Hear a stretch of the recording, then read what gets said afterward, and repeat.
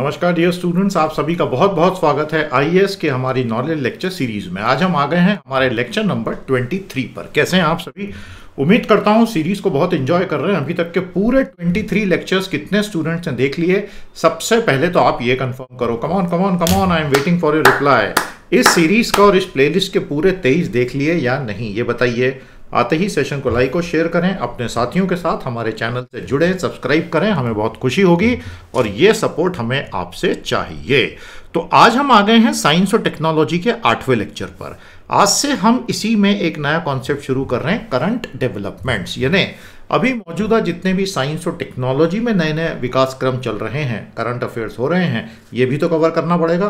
तो वो अभी हम कवर करेंगे आज के लेक्चर में और ये इसका करंट डेवलपमेंट्स का पहला लेक्चर होगा। बहुत मजा आएगा, सीरीज में ऐसी चीजें हम लाते रहेंगे। मुझे बहुत खुशी हुई देख के कि आपको हमारा इंटरस्टेलर का एनालिसिस अच्छा लगा। I am very happy. तो मैं कोशिश करूंगा हर महीने कम से कम एक मूवी एनालिसिस लाते रहूं। आपने कई नाम भी सजेस्ट किए हैं, गुड। आज और सजेस्ट कर दीजिए कौन कौन से आप चाहेंगे कि मैं मूवीज के एनालिसिस करूं। उनमें से एक पिकअप कर लूंगा और जुलाई के महीने में एक एनालिसिस दे दूंगा, फिर अगस्त में एक और ले लेंगे। ऐसा करते करते 10 महीने में 10 मूवीज हो जाएंगी आपके साथ। और वैसे मैंने तो साइंस की सारी मूवीज मोटे तौर पर देखी हैं 2-3 बार, तो एनालिसिस में दिक्कत भी नहीं आती है, मजा आता है। आपने हमारा ये सेशन देखा है या नहीं? देख लिया हो तो हमें ज़रूर बताएं कमेंट्स में कैसा लगा। अगर आप इस सेशन को बहुत अच्छे से अपने दोस्तों में स्प्रेड करेंगे, इसकी व्यूवरशिप बढ़ेगी, तो हम 1 अगस्त को अगला स्पेशल लेक्चर भी ले आएंगे। लेकिन अब सब कुछ आपके ऊपर है, आप इसको कितना आगे बढ़ाते हैं इस लेक्चर को, उस पर मैं तय करूंगा कि अगला 4 घंटे का लेक्चर, 3 घंटे का लेक्चर लाना है कि नहीं। Thank you very much for your support. ये रहा एसएनटी का सिलेबस और ये रहा पेपर 4 GS3 का पूरा सिलेबस, जिसमें से एसएनटी निकलता है। हमारी सीरीज में हम कोशिश कर रहे हैं कि आपको इंडियन इकोनॉमी, एनवायरमेंट इकोलॉजी और एसएनटी के अलग अलग चीज़ों का कवरेज देते चलें। ठीक है दोस्तों, चलिए। तो कल से शुरू हो रहा है एसएनटी क्रैकर, यानी कि 6 जुलाई से। एनरोल कर लिया है आपने? नहीं किया है अभी के अभी कीजिए, बिल्कुल इस कोर्स को मिस नहीं करना है। और कॉम्बो कोर्स लेंगे तो आपको 4 कोर्सेज का जबरदस्त एक्सेस मिलेगा। So it's a good deal, go ahead and enrol और मेरे साथ कल से जुड़ जाइए 25 सेशंस के इस बहुत ही प्यारे कोर्स में। मजा आ जाएगा आपको। प्यारे दोस्तों, करंट डेवलपमेंट्स में आज मैं आपके साथ 4 चीजें डिस्कस करूंगा। जैसा कि आप देख रहे हैं, इंडिया एंड सेमीकंडक्टर्स, भारत में सेमीकंडक्टर्स की क्या स्थिति है, साइंस एंड फेलियर्स, विज्ञान और फेलियर का क्या रिश्ता है, artificial sun rises in China and NASA going to Venus. अब ये चारों टॉपिक्स ऐसे हैं कि जो सीधे सीधे सिलेबस से जुड़े हैं और इन पे सवाल बनेंगे ही बनेंगे। या तो एमसीक्यू बनेंगे, या प्रॉपर GS3 में सवाल बनेगा, या भैया इंटरव्यू में भी पूछ सकते हैं। ठीक है, वहां तक आप पहुंच तो जाएंगे ही। हमारी शुभकामनाएं हैं आपके साथ, भाई कैसे नहीं पहुंचोगे। तो शुरू करें आज का काम। तो प्यारे दोस्तों, इंडिया एंड सेमीकंडक्टर्स। अब ये दुनिया की एक बहुत बड़ी इंडस्ट्री है और आधुनिक सभ्यता की बुनियाद भी है, क्योंकि सेमीकंडक्टर्स ने ही आज की पूरी दुनिया को अपनी मुट्ठी में कर रखा है। ये कंप्यूटर जिससे मैं आपके साथ बात कर रहा हूँ, ये सेमीकंडक्टर पे चलता है। ये माइक जो मैंने लगा है, इसके अंदर एक सेमीकंडक्टर लगा हुआ है। पूरा इंटरनेट जिन कंप्यूटर्स और नेटवर्क नोड्स पे चल रहा है, वो सब सेमीकंडक्टर्स पे। आपके हाथ में जो मोबाइल है, वो सेमीकंडक्टर चिप पे चल रहा है। जिस गाड़ी को आप चलाते हैं, मोटरसाइकिल को चलाते हैं, स्कूटर को चलाते हैं, उसके अंदर सेमीकंडक्टर चिप्स लगे हैं। जिस टीवी को आप देखते हैं, उसमें सेमीकंडक्टर्स लगे। एक इक्विपमेंट बता दीजिए जिसमें सेमीकंडक्टर्स नहीं हो। हमारी मॉडर्न सिविलाइजेशन का आधार बन गया है सेमीकंडक्टर, यानी कि अर्धचालक। और ये क्रांति, पिछले इलेक्ट्रॉनिक्स की क्रांति पिछले 50 सालों में आई। और इसमें सारी क्रांति ये थी कि विज्ञान ने सेमीकंडक्टर पे लगने वाले ट्रांजिस्टर्स का आकार छोटा छोटा और अब नैनोमीटर में बन रहे हैं ट्रांजिस्टर। Can you imagine? और उनकी फिजिकल लिमिट आ चुकी है। अब वो एक एटम के बराबर हो जाएंगे, उसके बाद आप छोटा कर ही नहीं सकते। एक एटम से छोटा ट्रांजिस्टर थोड़ी बना पाओगे। तो खतरनाक तरीके से विज्ञान, जब हम कहते हैं ना this is the bleeding edge of science, वो ये है। तो प्यारे दोस्तों, जब हम सेमीकंडक्टर्स की बात करते हैं, अर्धचालकों की बात करते हैं, आधुनिक सभ्यता की बुनियाद है। हर बड़े इक्विपमेंट, हर छोटे इक्विपमेंट में ये अंदर लगे ही होते हैं। और भारत के मैन्युफैक्चरिंग एम्बिशंस में अगले 5 साल के लिए भारत सरकार ने ये सोचा है कि production linked incentive scheme PILS में इलेक्ट्रॉनिक्स मैन्युफैक्चरिंग में, सेमीकंडक्टर्स में हमें चिप्स लगाने हैं और हमें बड़ी बड़ी फैक्ट्रियां लानी हैं, ताकि भारत भी सेमीकंडक्टर्स का एक हब बने। आज भारत उस रेस में नहीं है, लेकिन हम उस रेस में आना चाहते हैं, क्योंकि हमें पता है कि 10 साल बाद तो ये चीजें जो है, लाइफ एंड डेथ का कंट्रोल आ जाएगा किसी के हाथ में। हम नहीं चाहते। Semiconductor chips are integral to all electronic products. और भारत में अगर हम उसको बनाएंगे तो उससे हमको एक फायदा होगा कि हम प्रॉफिट का बड़ा हिस्सा कमा पाएंगे। समझ में आया आपको? देखिए इलेक्ट्रॉनिक्स में क्या होता है दोस्तों, एक वैल्यू चेन होती है। आप लोअर एंड पे असेंबलिंग का काम कर सकते हो। भारत में बहुत बड़े बड़े मोबाइल असेंबलिंग प्लांट लगे हैं, उनमें क्या होता है कि प्योर असेंबलिंग का काम होता है, तो उससे जो प्रॉफिट मार्जिन आपके हाथ में आती है वो बहुत ही छोटी होती है। लेकिन अगर आप प्रॉपर सेमीकंडक्टर डिजाइन का काम करोगे जो भारत में अच्छा होता है, और फिर फैब्स भी लगा लोगे, फैब्रिकेटिंग इंडस्ट्रीज, फाउंड्रीज, मैन्युफैक्चरिंग, तो आप उस पूरे वैल्यू चेन के प्रॉफिट का बड़ा हिस्सा कमा सकते हो।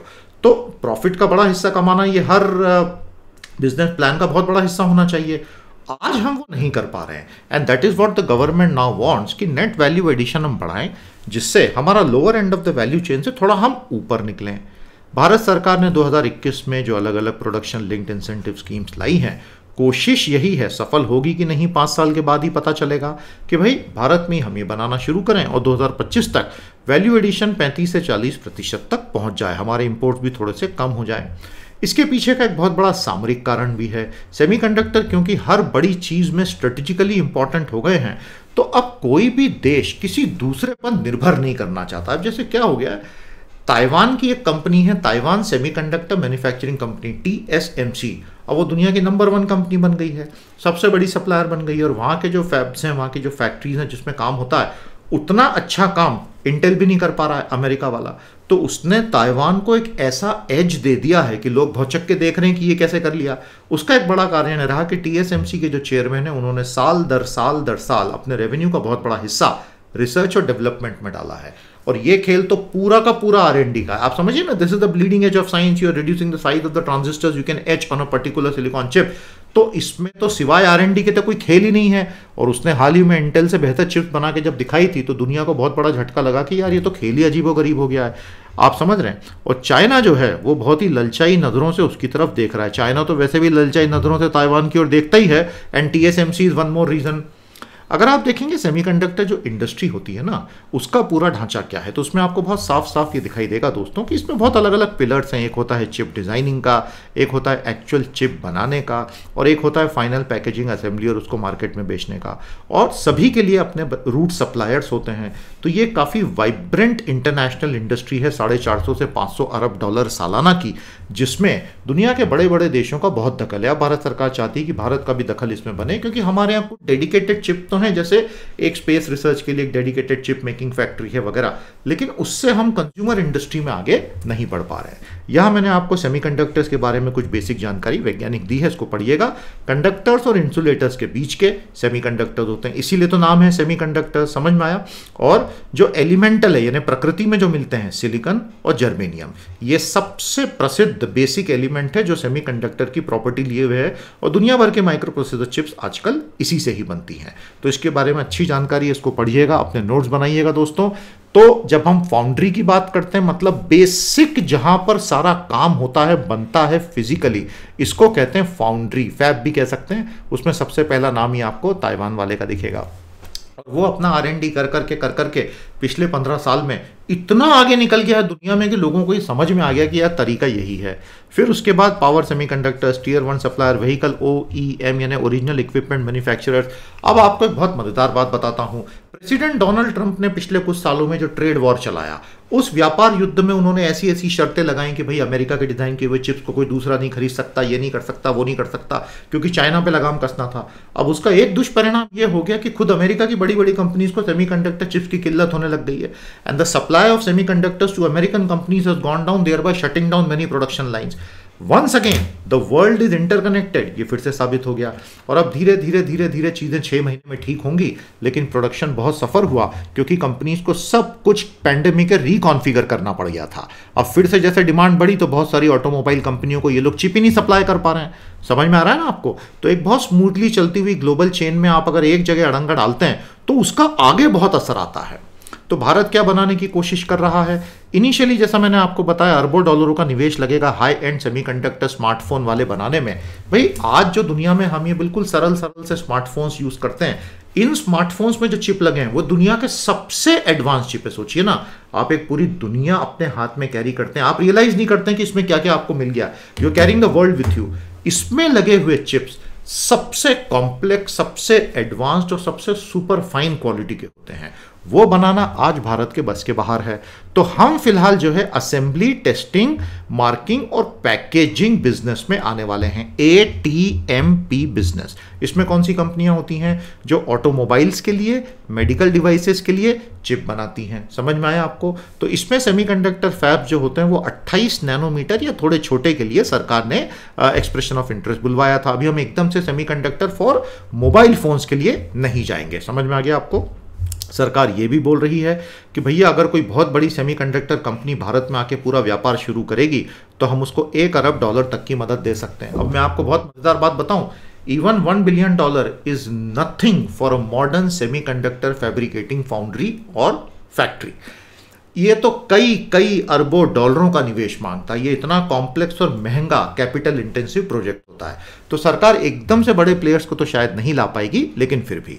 तो प्यारे दोस्तों, इस तरह से सरकार की कोशिश है कि लोगों को अपनी तरफ अट्रैक्ट किया जाए। इससे हमारा GDP भी काफ़ी बढ़ सकता है।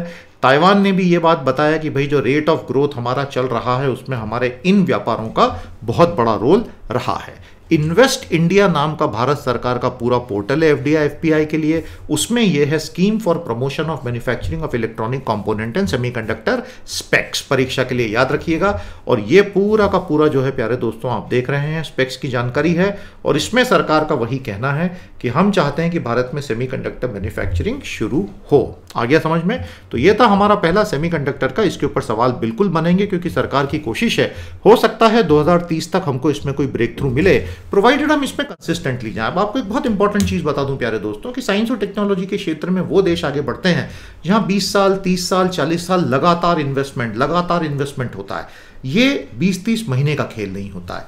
तो एक राष्ट्र के रूप में एक साइंटिफिक टेम्परामेंट के साथ सरकारें अगर अक्रॉस मतलब बाय पार्टीजन तरीके से, जैसे आप देखिए जुलाई या ये कहें 1991 मई में जब PV नरसिम्हा राव की सरकार बनी, वहां से आज आपके पूरे 30 साल हो गए। इन 30 सालों में 6 से 7 सरकारें बदल गई, लेकिन किसी ने भी इकोनॉमिक रिफॉर्म को रिवर्स गियर में पूरी ताकत से डाला क्या? नहीं डाला। सब आगे की तरफ ही बढ़ते रहे लिबरलाइजेशन का एजेंडा लेके। उसी तरह साइंस और टेक्नोलॉजी और रिसर्च एंड डेवलपमेंट का एजेंडा लेकर भी हमको आगे चलना पड़ेगा, तभी जाकर हम इसमें 15-20 साल में कुछ कर पाएंगे। इस चीज को ध्यान रखना, ये बच्चों का खेल नहीं है क्योंकि इसमें निवेश लगता है। साइंस एंड फेलियर्स अब एक बहुत ही प्यारा टॉपिक है, साइंस और फेलियर। ऐसे के टॉपिक बहुत खूबसूरत बनते हैं ऐसे विषयों पर, तो मैंने सोचा मैं इसको आज कवर कर ही लेता हूं। साइंस और फेलियर्स का बिल्कुल लिटरली चोली दामन का साथ होता है भैया, ये एक साथ चलते हैं। और जिन देशों ने काफी कुछ अचीव किया जैसे कि अमेरिका, वहां के कुछ संस्थानों जैसे कि डार्पा का बहुत बड़ा रोल रहा। तो ये डार्पा क्या है और उसने क्या किया वो देखते हैं। देखिए दोस्तों, जब किसी देश को विज्ञान में बहुत बड़ी, प्रौद्योगिकी में बहुत बड़ी फेलियर का सामना करना पड़ता है तो वो दो तरीके से रिएक्ट कर सकता है। पहला तरीका ये हो सकता है कि वो निराश हो जाए, टूट जाए, बिखर जाए, रोने लग जाए। दूसरा तरीका हो सकता है कि वो एक और एम्बिशियस टारगेट सेट करके तेजी से आगे बढ़ना शुरू कर दे। तो यहां हम पाते हैं अक्टूबर 1957 में, in the month of October 1957, Soviet संघ जो अमेरिका का बिल्कुल कट्टर पॉलिटिकल शत्रु था, उसने धमाका कर दिया। उसने सबसे पहला उपग्रह स्पुतनिक लॉन्च कर दिया। अमेरिकन्स को यह पता चला कि जो आयरन कर्टन, यानी कि वो सोवियत संघ का जो जानकारी अंदर से बाहर नहीं आती थी उसको आयरन कर्टन कहते थे, वो लोग तो सैटेलाइट टेक्नोलॉजी पे काम कर रही हैं, मालूम तो था अमेरिकन्स को। लेकिन वो अचानक पहला सैटेलाइट लॉन्च कर देंगे और अमेरिका के लोग देखते ही रह जाएंगे, ये अमेरिका ने कभी नहीं सोचा था। फिर यही काम यूरी गैगरिन के साथ भी हुआ जब वो वॉस्टॉक कैप्सूल में ऊपर चला गया। जब ये दो झटके अमेरिका को लगे, दो बड़ी फेलियर्स अमेरिका की हुई, फिर अमेरिका ने यह ठान लिया अंडर प्रेसिडेंट केनेडी कि भाई 1970 आने के पहले पहले हम एक आदमी को चांद पे उतारेंगे और उसको जिंदा वापस ला के दिखाएंगे। मतलब एक झटके में सोवियत यूनियन से आगे निकल जाएंगे। Failure in science can become a great catalyst for your future success. ये बात समझ में आया आपको? और अमेरिका की पूरी पॉलिटिकल क्लास जड़ से हिल गई थी क्योंकि पूरी पॉलिटिकल लेजिटिमेसी खतरे में पड़ गई थी। आप बात समझ रहे हैं? जिस प्रकार आज चाइना की कम्युनिस्ट पार्टी जो है बोलती है कि मैंने तुमको इकोनॉमिक ग्रोथ दी, वो मेरी लेजिटिमेसी है। जिस तरह भारत की सरकार बोलती है कि मैं चुनावों में जीत के आती हूं, वो मेरी पॉलिटिकल लेजिटिमेसी है। उसी तरह अमेरिका की सरकारों के लिए हमेशा से ये रहा है कि हम साइंस और टेक्नोलॉजी में दुनिया में नंबर 1 है, ये हमारी पॉलिटिकल लेजिटिमेसी है। ट्रम्प के पीरियड में कहानी थोड़ी सी बदल गई थी, लेकिन otherwise for most of the history of America in the 20th century this has been the case.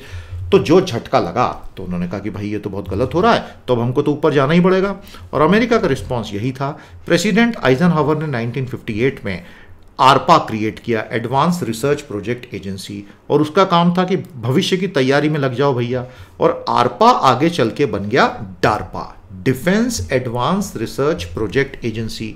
ये जो आरपा और डारपा रहे हैं, दुनिया के बाकी देशों की तरह इनमें जनता का टैक्स पेयर का पैसा लगा हुआ है, और इन्होंने इतने इनोवेशंस किए हैं। यहां तक कि मैं आपको ये बता दूं कि इलॉन मस्क की इतनी बड़ी बड़ी सफलता, दुनिया उन आदमी के लिए तालियां कूटती हैं। उसकी सफलता की पूरी बुनियाद पब्लिक रिसर्च है।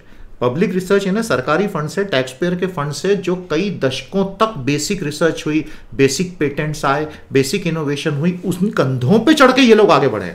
तो जब अगर कोई भी ये कहेगा कि इलॉन मस्क की तो पूरी सफलता केवल उसकी सफलता है, then they haven't heard of ARPA and DARPA and the American government's effort. तो पब्लिक रिसर्च ने, भारत में तो पब्लिक रिसर्च में ही आरएनडी का एक्सपेंडिचर का परसेंटेज ज़्यादा है। हमारा प्राइवेट सेक्टर तो आरएनडी को लेके इतना कंजूस है कि पूछो ही मत। सिवाय क्वार्टरली बैलेंस शीट और प्रॉफिट के कुछ दिखता ही नहीं है उनको। ये बात मैं नहीं कह रहा हूँ, ये बात नीति आयोग ने कही है, ये बात इकोनॉमिक सर्वे ने कही है, ये बात आरबीआई कहता है, ये बात सब कहते हैं कि प्राइवेट सेक्टर हमारा आरएनडी में निवेश क्यों नहीं करता। उनको इंटरेस्ट ही नहीं है। वो बोलते हैं हमारा अगर ये क्वार्टरली प्रॉफिट बढ़िया आ गया, शेयर प्राइस बढ़ गया, बाकी सरकार तो कर ही रही है। समझ में आ रही बात आपको? तो भारत में साइंटिफिक लैब्स में कौन कौन से इंस्टीट्यूशंस अच्छा काम कर रहे हैं बताइएगा। तो ये फेलियर को सफलता में तब्दील करने की कहानी। तो डारपा ने समय समय पर इतने बड़े बड़े प्रोजेक्ट्स किए जो आगे चल के पूरी तरह से इंटरनेट का बेसिस बन गए। अब आज की पूरी दुनिया इंटरनेट पे टिकी है। आप बोलेंगे तो मैं पूरा एक 30 मिनट का सेशन इंटरनेट पे ले आऊँगा। बोलिए, साइंस और टेक्नोलॉजी के अगले, इसी सीरीज़ के अगले किसी सेशन में आप चाहते हैं कि हम इंटरनेट के ऊपर कोई सेशन लाएं, तो हमें कमेंट में बताना। पूरा 30 मिनट इंटरनेट कैसे आया, कहाँ जा रहा है, मैं आपको अच्छे से बता दूंगा। दोस्तों, जो लोग नए नए हमारे साथ जुड़े हैं, हमारी ये 3 लेक्चर की सीरीज चल रही है। नॉलेज लेक्चर में 30-30 मिनट के लेक्चर होते हैं। पहले हम लेते हैं इकोनॉमी, फिर हम लेते हैं साइंस एंड टेक्नोलॉजी, फिर लेते हैं एनवायरमेंट इकोलॉजी। तो ये बहुत प्यारे प्यारे टॉपिक्स हम आपके लिए कवर कर रहे हैं। तो डारपा ने क्या किया? डारपा ने जब आरपानेट शुरू किया, ये 1960 में जोसेफ लिकलाइडर ने ये बनाया था, और वो एक कंप्यूटर साइंटिस्ट जो आरपा पे काम कर रहे थे। हमारा आधुनिक इंटरनेट इसी आरपानेट से निकला हुआ है। मतलब जो सबसे पहला कदम टैक्स पेयर के पैसे से अमेरिका में उठा था, वो आरपानेट था। और वहां से फिर डारपा ने बोला कि हम इंटरलिंकिंग ऑफ पैकेट नेटवर्क कैसा कर सकते हैं, ये देखना है। अब इसी में आप देखिए, यहाँ पे ये सोवियत यूनियन का स्पुतनिक आपको दिख रहा है। ये झटका अमेरिका को लगा, वहां से आरपा, डारपा और आरपानेट बने, और वहां से आज का पूरा इंटरनेट आ गया। और आज तो क्या क्या हमने बना डाला है। तो ये है इंटरनेट की पूरी कहानी। आराम से पीडीएफ डाउनलोड करके इसको पढ़िएगा, काफी कुछ है। ये तो आधी ही कहानी है, और ये तो मैंने सिर्फ एक सैंपल के लिए आपको दिखाई। Y2K वो चीज था जिसने भारत के आईटी सेक्टर को बना दिया, पता है ना आपको। तो Y2K में दुनिया ने भारत के आईटी सेक्टर का लोहा मानना शुरू किया। उसके पहले आईटी सेक्टर अच्छा खासा काम करता था, लेकिन ऐसा नहीं था कि बिलियंस ऑफ डॉलर्स ही कमाए जा रहे हैं। Y2K के बाद अचानक से आईटी सेक्टर को पंख लग गए। तो मुझे बताइएगा कि ऐसा क्या हो गया था, और ये Y2K आखिर था क्या, समझ में आया? तो इसी तरह से दुनिया के बाकी देश बोल रहे हैं कि हम भी डारपा जैसा कुछ बनाएंगे, लेकिन ये इतना आसान नहीं होता है कि आप कॉपी पेस्ट कर पाएं। सबसे बड़ी बात यह है कि जिस देश की भी सरकार अगला डारपा बनाना चाहती है, उसको यह ध्यान रखना पड़ेगा कि विज्ञान में the permission to fail and fail spectacularly is the biggest ingredient of success. ये बात बहुत कम देश समझते हैं, और इसलिए बहुत से देश विज्ञान में पहला कदम उठा तो लेते हैं, लेकिन उसके बाद फिर पीछे हट जाते हैं। तो इसके अंदर इन्होंने ये बताया है कि किस प्रकार मिलिट्री के क्षेत्र में, D stand for defence, right, आरपा पूरी तरह से फिर डिफेंस में चला गया था। मिलिट्री के क्षेत्र में भी बहुत फेलियर्स के बाद सफलता इनके हाथ में आ गई। तो यह है एक कंटिन्यूड फेलियर से निकली सफलता की कहानी, और सारी दुनिया के लिए एक संदेश। मजा आया? थोड़ा सा फिलोसॉफिकल हो गया, लेकिन लेते रहना चाहिए ऐसे टॉपिक्स। यस और नो? मजा आया आपको? Artificial sun rises in China. अब आप सभी जानते हैं सूर्य का काम है ऊर्जा देना, और ऊर्जा देने के लिए वो नाभिकीय विलयन का काम करता है, न्यूक्लियर फ्यूजन करता है। तो पृथ्वी पर लोगों ने सोचा कि क्यों ना इस इनफाइनाइट एनर्जी को यूज करें, और टोकामाक बना दिए गए। ये रहा एक टोकामाक जो चाइना में बना हुआ है। सारी दुनिया में कोशिश हो रही है, फ्रांस में ITR का सबसे बड़ा प्रोजेक्ट चल रहा है टोकामाक। अब ये होता क्या है और ये कैसे काम करता है, आइए इसको समझते हैं। तो दोस्तों, आपने न्यूक्लियर फिशन और फ्यूजन के बारे में सुना ही होगा। फिशन में आप एक बड़ा एटम लेते हैं, उसके ऊपर एक न्यूक्लियन मारते हैं तेजी से न्यूट्रॉन, और वो उसको तोड़ देता है। जब वो उसको तोड़ता है छोटे एटम्स में, तो उसमें से एनर्जी रिलीज होती है इक्वल टू mc²। आइंस्टाइन दादा, उसका रिवर्स, आप दो छोटे एटम को लेकर जोर से प्रेशर लगा के उनको दबा दो प्रोटॉन्स को जोड़ना बहुत मुश्किल काम है, रिपेल करेंगे तो आपको भयंकर प्रेशर और हीट लगती है। यही तो प्रोजेक्ट है। और उसको दबा के जैसे ही जोड़ा तो एक थोड़ा मोटा हेवियर एलिमेंट बनता है, भयंकर एनर्जी निकलती इक्वल टू mc²। फ्यूजन में रेडियो एक्टिव कचरा बहुत कम बनता है, बहुत आसानी से हाइड्रोजन से ये काम किया जा सकता है compare to uranium which is very difficult to mine. तो ओवरऑल फ्यूजन के फायदे 10 गुना ज्यादा है फिशन से। विलयन करना, विखंडन करने से ज्यादा फायदे का होता है। प्रॉब्लम इज वो करना बहुत कठिन काम है। अरे भाई, अगर हम वो कर ही लेते तो हम खुद ही सूरज बन जाते ना। आज आप कभी भी सूरज की तरफ देखें, दिन में मत देखना, शाम की समय ढलते हुए सूरज को देखना। किसी नदी किनारे, झील किनारे जाओ, आराम से बैठे रहो, तो उस वक्त डूबते सूरज को देखना। सर क्या बात कर रहे हो, नदी किनारे झील किनारे बैठेंगे तो डूबते सूरज को देखेंगे क्या? सर क्या सर बुड्ढो जैसी बातें कर रहे हो। ओके, तो जब आप उस सूरज को डूबते हुए देखोगे तो ये सोचना कि उसमें हर सेकेंड करोड़ों टन हाइड्रोजन फ्यूज होकर हीलियम में तब्दील हो रहा है। समझ में आया आपको? और lighter element basically heavier element में तब्दील हो रहे हैं। भयानक एक्सप्लोजन्स चल रहे हैं और कंटिन्यूअस एक्सप्लोजन होके उसमें से एनर्जी निकल रही है, फोटॉन्स निकल रहे हैं प्रकाश के रूप में, हम तक आ रहे हैं। आपको बात समझ में आई? उससे एक आपको वैज्ञानिक थिंकिंग मिलेगी लाइफ में। सभी देश कोशिश कर रहे हैं कि एक कृत्रिम सूर्य फ्यूजन का बना लें, तो कंट्रोल फ्यूजन रिएक्शन करनी। अभी तक सफलता किसी को नहीं मिली। 10 सेकंड, 20 सेकंड, 40 सेकंड वाली सफलता को अभी हम सफलता नहीं कहेंगे, क्योंकि वो कोई कमर्शियल रिएक्टर तो नहीं बना ना। तो चाइना ने अपना जो एक्सपेरिमेंटल यानी कि प्रायोगिक, एडवांस यानी कि प्रगत सुपर कंडक्टिंग टोकामाक EAST ये बना लिया, और इसमें उसने कहा कि मैंने 288 मिलियन डिग्री फ़ारेनहाइट यानी सूर्य के कोर से 10 गुना गर्म टेम्परेचर प्राप्त कर लिया। इसके पहले 2020 में साउथ कोरिया ने भी K-STAR नाम की चीज बनाकर यही दावा किया था कि तब हमने 100 मिलियन डिग्री 20 सेकंड तक के लिए रखा था। अब ये टोकामाक होता क्या है? देखिए, जब आप टोकामाक की बात करते हैं तो टोकामाक का बेसिक कॉन्सेप्ट ये होता है दोस्तों, ये एक प्रायोगिक मशीन होती है जिसमें अंदर हम फ्यूजन लाने की कोशिश करते हैं। मैंने आपको बताया ना, छोटे एटम्स को जोड़ना बहुत कठिन काम होता है। इसमें हम क्या करते हैं कि फ्यूजन ऑफ एटम की एनर्जी को एब्जॉर्ब करते हैं। जिस प्रकार की हीट को वेसल्स यानी कि उसकी किसी भी कंटेनर में रखा होता है कोई उबलता हुआ फ्यूल, उबलता हुआ लिक्विड, उसकी हम हीट को वेसल के वॉल्स में एब्जॉर्ब करते हैं, उसी तरह ये कंटेनर में होता है। Like a conventional power plant, a fusion power plant uses this heat to produce steam and then electricity by way of turbines and generator. उसके आगे का काम तो वही रहेगा। एक बार यहां पे हीट बन गई, फिर तो आपने पानी को गर्म किया और वो गर्म पानी जाएगा तो वो स्टीम बना देगा। और अगर उसने स्टीम बना दिया और उस स्टीम को तेजी से आपने एक टरबाइन के ऊपर गिरा दिया तो टरबाइन तेजी से गोल गोल गोल गोल गोल गोल घूमी तो आगे बिजली बन गई। ये फंडा तो क्लियर ही है आगे का प्रोसेस। सवाल सिर्फ है कि पानी को गर्म करने का काम कैसे करें। ये काम टोकामाक का होता है। समझ में आया आपको? तो ये जो प्यारे दोस्तों ईस रिएक्टर है चाइना का, मैं आपको फ्यूजन अलग से बढ़ाऊंगा, फ्यूजन और फिशन, और ये टोकामाक एग्जैक्टली क्या करता है ये पूरा टॉपिक है, क्योंकि अपने आप में उसको अभी छड़ेंगे तो आधा घंटा और निकल जाएगा। तो गिव मी सम टाइम, आगे के किसी सेशन में लेंगे। आज हम कंटेम्प्रेरी और करंट डेवलपमेंट्स की बात कर रहे हैं, तो टॉप लेवल पे सिर्फ आप एक एमसीक्यू के हिसाब से सीख लो। आपको अप्रोच समझ में आ रही है ना? तो ये जो ईस रिएक्टर है ये एक एडवांस न्यूक्लियर फ्यूजन एक्सपेरिमेंट है प्यारे दोस्तों, और ये हाईफाई चाइना में स्थित है। 2006 से इसके ऊपर प्रोजेक्ट चल रहा है। कोशिश यही है कि इसको लंबे समय के लिए चला सके। अभी ये कुछ सेकंड्स के लिए कर पाता है, उसके बाद फिर जो होता है ये सारी फील्ड्स वगैरह को बंद करना पड़ता है, लेकिन अब हम चाहते हैं कि ये घंटों तक इस तरह से चले। आज की तारीख में प्यारे दोस्तों दुनिया में जो सेंट्रलाइज्ड प्रोजेक्ट है वो है ITER, international thermonuclear experimental reactor, ITER। इस पे काम चल रहा है। ये फ्रांस में है। इसमें China, EU, India, Japan, Korea, Russia, US सब इसके सदस्य हैं। अभी तक इसमें फाइनल लेवल की सफलता नहीं मिली है और ये शायद 10 से 15 सालों में कमर्शियल लेवल पर फ्यूजन आ जाएगा। दुनिया हमेशा के लिए बदल जाएगी। मैंने अभी एक सेशन लिया था दुनिया की 5 डिस्ट्रप्टिव टेक्नोलॉजी, देखा आपने वो CA बूस्टर में? देखो सारी प्लेलिस्टों को अच्छे से आप ही के लिए बना रहे हैं सेशन। समर्थन मिलेगा तो इसी जोश के साथ काम चलता रहेगा।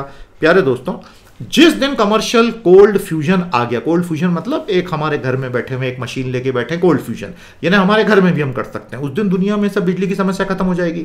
एक छोटा सा आपके पास कुछ एलिमेंट होगा, वही आप डाल देंगे, वो बरसों तक एनर्जी देता रहेगा। You can carry the reactor with you anywhere, you can have infinite energy practically with you, क्योंकि यूनिवर्स में तो प्रैक्टिकली एक इंसान के जीवन को जीने लायक इनफाइनाइट एनर्जी तो होती ही है। हमारी गाड़ियों को चलने के लिए कितनी ऊर्जा लगती है, सूर्य में कितनी बन जाती है, तो कहने का मतलब ये है। तो आपका सारा ये पेट्रोल का, डीजल का, नेचुरल गैस का, कोल का, बाकी का नाटक ही खत्म हो जाएगा। दुनिया की जियोपॉलिटिक्स हमेशा के लिए बदल जाएगी। तो हर टेक्नोलॉजी के साथ में बड़े परिवर्तन पीछे पीछे आना तय है। तो ये है पूरा का पूरा कॉन्सेप्ट प्यारे दोस्तों। और जिस दिन ये हो गया, अगले 20 सालों में होने की उम्मीद तो है, और हो तो आज भी गया है फ्यूजन, लेकिन हम चाहते हैं कई मिनटों तक चले या कई घंटों तक चले, तभी तो कमर्शियली उसको हार्नेस कर पाएंगे ना, टरबाइन को चला पाएंगे, नहीं तो कैसे करेंगे। आ गया समझ में। तो फिशन और फ्यूजन के बीच का अंतर हमें अच्छे से बताइएगा। ये रहा टोकामाक ईस्ट चाइना का। आज का आखिरी concept, NASA going to Venus. तो अब नासा बोल रहा है कि हम शुक्र ग्रह पर जाएंगे। शुक्र ग्रह पर इससे पहले कुछ जो प्रोब्स उतरे हैं, जैसे कि एक सोवियत प्रोब वहां पर उतरा था, वेनेरा प्रोब, ये देख रहे हैं आप, एक्चुअली फिजिकली वीनस के सतह पर उतरा था, और ये एक बहुत बहुत बहुत कठिन काम है। अब आप देखेंगे वीनस जो है वो नर्क है बेसिकली सोलर सिस्टम का। पृथ्वी आप देख रहे हैं 23 घंटे 56 मिनट में पूरा का पूरा वेस्ट से ईस्ट का चक्कर लगा रही है। यस और नो दिख रहा है आपको अच्छे से। वीनस जो है प्यारे दोस्तों, ये जो चक्कर लगा रहा है, ये 243 डेज में एक बार रोटेशन कर पाता है अपनी एक्सिस पे। अब आप सोचिए, मर्क्यूरी एक रोटेशन के लिए, रेवोल्यूशन सन के अराउंड की बात नहीं कर रहा हूं, अपनी धुरी पे एक चक्कर 58 अर्थ डेज में लगाता है। वीनस यानी कि शुक्र ग्रह 243 दिनों में एक बार गोल घूमता है। और वहीं ये बृहस्पति ग्रह जो है, जो कि गुरु ग्रह है, जुपिटर है, केवल 9 घंटे में पूरा घूम जाता है, और सैटर्न 10 घंटे में घूम जाता है। पृथ्वी से कई कई सैकड़ों गुना बड़े जुपिटर और सैटर्न 9 घंटे में पूरा एक बार घूम जाते हैं, और ये गैसियस ग्रह हैं। सोचिए वहां सतह पर गैसेस का क्या तांडव नृत्य भयंकर चलता होगा, किस स्पीड से। और इसी वजह से वहां कोई भी प्रोब उनकी सतह पे पहुंच ही नहीं पाया, और वहां सतह है ही नहीं एक्चुअली, जितना हम समझ पाए। फिलहाल हम वीनस की बात कर रहे हैं। यूरेनस और अजीबोगरीब है, नॉर्थ से साउथ घूमता, देख रहे हो आप, बड़ा मजेदार है सारा खेल। अब मुझे आप बता सकते हैं ऐसा क्यों होता है कि इसका पूरा डायरेक्शन ही घूमने का अलग हो गया है? क्या लगता है आपको, इसके कारण क्या रहे होंगे? तो वीनस पर जाने की तैयारी नासा ने कर ली है, और नासा ने बोला है कि अगले 10 सालों के भीतर दा विंची प्लस और वेरिटास, ये 2 प्रोजेक्ट जो हैं हमारे वीनस पर चले जाएंगे 2028 से 2030 के बीच, और ये नासा के डिस्कवरी प्रोग्राम का हिस्सा हैं। जहां तक प्लैनेट वीनस की बात है, शुक्र ग्रह की सेकंड ब्राइटेस्ट ऑब्जेक्ट है मून के बाद, और ये ब्राइट इसलिए है क्योंकि इसके ऊपर क्लाउड का इतना थिक कवर है कि लाइट की स्कैटरिंग बहुत ज़्यादा होती है। वीनस और अर्थ ऑलमोस्ट सेम साइज के हैं दोस्तों। ये तो this diagram is not to scale, ये सिर्फ रोटेशन के लिए दिखा है, इसलिए कंफ्यूज मत होइएगा। ये डायग्राम में वीनस और अर्थ सेम है, मार्स अर्थ से काफ़ी छोटा है, मर्क्यूरी तो काफ़ी ज़्यादा छोटा है। और यहाँ पर सरफेस टेम्परेचर 471 डिग्री सेल्सियस तक चले जाते हैं, क्योंकि यहाँ पे रनअवे ग्रीन हाउस इफेक्ट है।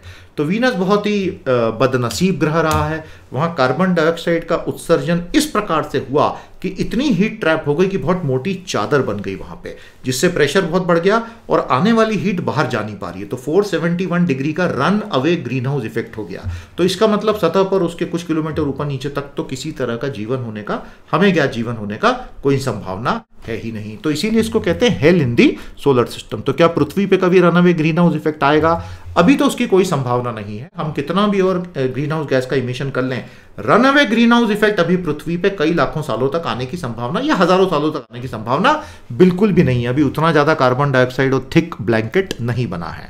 तो प्यारे दोस्तों, Da Vinci plus deep atmosphere Venus investigation of noble gases chemistry and imaging, ये रहा इस एक्रोनिम का फुल फॉर्म। और Veritas Venus emissivity radio science InSAR topography and spectrography, ये प्रोजेक्ट वहां पे जाने वाले हैं। तो अब एग्जाम में इन सब में से कुछ भी आ सकता है, टर्मिनोलॉजीज वगैरह थोड़ी सी ध्यान रखिएगा। और इस तरह से वीनस हमारे इतने करीब होने के बाद भी मार्स हमारे एजेंडा पे हमेशा रहा, वीनस कभी नहीं रहा। कभी आपने सुना एलोन मस्क को बोलते कि मैं वीनस पे कॉलोनी बनाऊंगा? वो इसीलिए नहीं ना कि नीचे उतरती सब जल के भस्म हो जाएंगे, इतना भयंकर तापमान और प्रेशर है। लेकिन मार्स पे टेराफॉर्मिंग की संभावना है। टेराफॉर्मिंग क्या होती है बताइए हमें। तो ये थे हमारे आज के चारों टॉपिक्स। मजा आया आपको? प्यारे दोस्तों, एफर्ट अच्छा लग रहा हो तो ये लिंक ओपन करके आप मिशन पीटी को कंट्रीब्यूट जरूर कीजिएगा। बहुत बहुत धन्यवाद। आज का पहला क्वेश्चन, दूसरा क्वेश्चन और तीसरा क्वेश्चन, इनको सॉल्व कीजिए। टफ क्वेश्चंस हैं और कमेंट थ्रेड में आंसर दीजिए। जब तक आपके आंसर आते रहेंगे हमारी टीम आपके लिए क्वेश्चन बनाती रहेगी। प्यारे दोस्तों, अब कल हमारा समय हो जाएगा एनवायरमेंट और इकोलॉजी के नॉलेज लेक्चर का, वो मैं लेकर हाजिर हो जाऊंगा। बहुत प्यारा टॉपिक रहेगा। पिछले इसमें मैंने आपके साथ हीट वेव और हीट डोम्स की बात की थी, और नॉर्थ वेस्टर्न अमेरिका और कनाडा में वो तांडव नृत्य चल ही रहा है, और इतना भयंकर हो गया है इस साल कि मौतों का हिसाब किताब ही नहीं मिल रहा। सैकड़ों लोग मारे गए वहां पे। प्रॉब्लम यह है कि वहां के लोगों ने कभी एसी लगाए ही नहीं, क्योंकि इतनी ठंडी जगह they don't need air conditioning. और अब अचानक से एसी, तो सरकारें स्टेडियम खोल रही हैं, ये खोल रही हैं, वो खोल रही हैं, और अब एसी रूम में आप जाओ या कहीं जाओ तो वहां कोविड फैलने का खतरा। मतलब सर मुंडाते ओले पड़ने वाली परिस्थिति हो गई है। इन तीनों क्वेश्चंस के जवाब हमें दीजिएगा दोस्तों, और ये रहा हमारा आज का subjective question. Explain how the process of scientific discovery works and how nations falter or succeed in their long term scientific goals. बहुत प्यारा सवाल है, भारत के लिए तो बहुत ज्यादा रेलेवेंट है, और ये ऐसे टॉपिक यूपीएससी में बन सकता है, इसलिए उत्तर जरूर लिखिएगा। आज का सेशन कैसा लगा हमें बताइएगा दोस्तों। तैयारी रखिए, कल से एसएनटी क्रैकर शुरू हो रहा है, एनरोल कर लेना, कोर्स मिस मत करना। अद्भुत कोर्स है, आपको बहुत मजा आएगा। मेरी तरफ से इतना ही, कल मिलूंगा एनवायरमेंट इकोलॉजी के साथ। नमस्कार, जय हिंद।